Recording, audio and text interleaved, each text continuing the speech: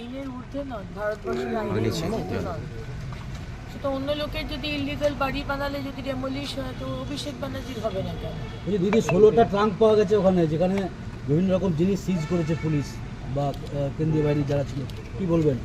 ট্রাঙ্কই পাওয়া, ট্রাঙ্কের মধ্যে কি আছে সেটা দেখতে হবে, সেটা তো আমি জানি না কি পেয়েছে না পেয়েছে। বাড়িটাই যেখানে ইলিগাল সেখানে ডেফিনেটলি ইলিগাল কাজকর্মই কিছু হতো। তবে আমি বলতে পারবো না, কারণ আমি জানি না যে ওখানে কি পেয়েছে না পেয়েছে, সেটা পুলিশের ব্যাপার।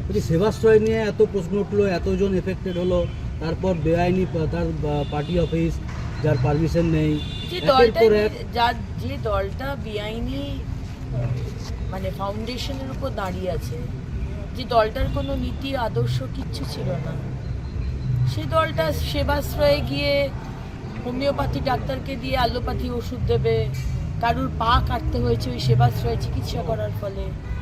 আজকে বিভিন্ন জায়গায় দুর্নীতি, পার্টি অফিস দুর্নীতি বা ইলিগাল পার্টি অফিস, প্রত্যেকটা মানুষ জালি, প্রত্যেকটা ওদের কার্যক্রম জালি, আর সারা বাংলার মানুষকে ঠকিয়েছে। এটা তো অবাক হওয়ার কিছু নেই। প্রতিদিন কোনো না কোনো এমএলএ এমপি তারা ছাড়ছে দল, এবং অভিষেক ব্যানার্জির উপরেই আঙুল তুলছে। গতকালও রাজীব ব্যানার্জি খুব দেখিয়েছে, আজকেও কল্যাণ বন্দ্যোপাধ্যায় রাজীব ব্যানার্জি এতদিন বলেননি কেন? আর রাজীব ব্যানার্জি নিজে কি করেছে? রাজীব ব্যানার্জি নিজে কি খুব দারুণ মানুষ, খুব সৎ? তখন সুবিধা পাওয়ার জন্য চার্টার প্লেনে করে চলে গেলেন দিল্লি, আমাদের মাননীয় গৃহমন্ত্রীর সাথে দেখা করতে, টিকিটটা নিলেন, হারলেন, হেরে আবার লাফিয়ে চলে গেলেন ওই দলে। আপনার সম্বন্ধে কি বলবো? আর আপনি আবার কোন মুখে অভিষেক ব্যানার্জির কথা বলেন? আবার যদি দলে আসতে চাই, কে দলে আসবে কে দলে আসবে না সে বিষয় সেটা তো আমার দায়িত্ব না, সেটা আমি তো সামান্য কার্যকর্তা। আমার দলের শীর্ষ নেতৃত্ব রয়েছে, বিরাট দল আমাদের। রাজনীতিতে কে আসবে না আসবে সেটা আমার শীর্ষ নেতৃত্ব। গতকালও দুজন বিধায়ক ঋতব্রত তৃণমূলের দিকে এসছেন, প্রতিদিনই কেউ না কেউ যোগ দিচ্ছেন, এবং 21শে জুলাই পর্যন্ত বলছে আসবে, কেউ না কেউ যোগ দেবে। কি জানি, আমাদের কিন্তু সময় নেই এগুলো দেখা, বিশ্বাস করুন, প্রচুর কাজ রয়েছে। আর যেভাবে 15 বছর নোংরা করে গেছে আর দুর্নীতি করে গেছে, আমার দপ্তর তো আমি নালি পরিষ্কার করতে করতেই আমার সময় হচ্ছে না।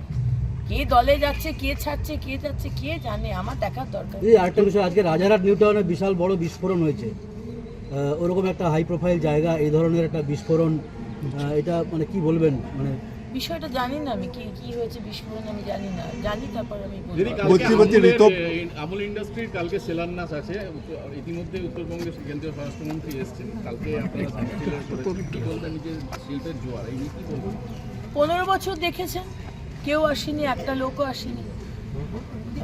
বিশ্ব বাংলা কি বলে, Bengal global business summit, BGBS, বড় বড় কোটি কোটি টাকা খরচা করে হতো, কোনোদিন শ্বেতপত্র বার করতে পারেনি আগের সরকার। আর আমরা 70 দিন আমাদের বয়স, 3টে বড় বড় ইন্ডাস্ট্রি, প্রথমে 700 কোটি টাকা, তারপরে গতকাল ছিল শ্যাম স্টিলের 1500 কোটি টাকা, আগামীকাল 600 কোটি টাকা।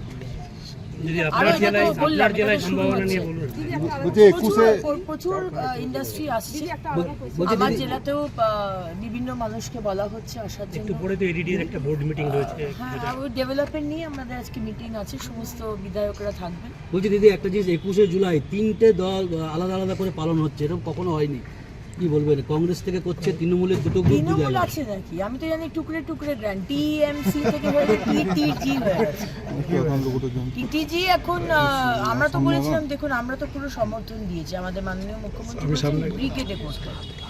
এত বড় দল 15 বছর ধরে, সুতরাং ব্রিগেডেই হোক আমরা চেয়েছিলাম। তারা যে টুকরো টুকরো করে এখন এদিক সেদিক করবে, বোঝাই যাচ্ছে তাদের কথা।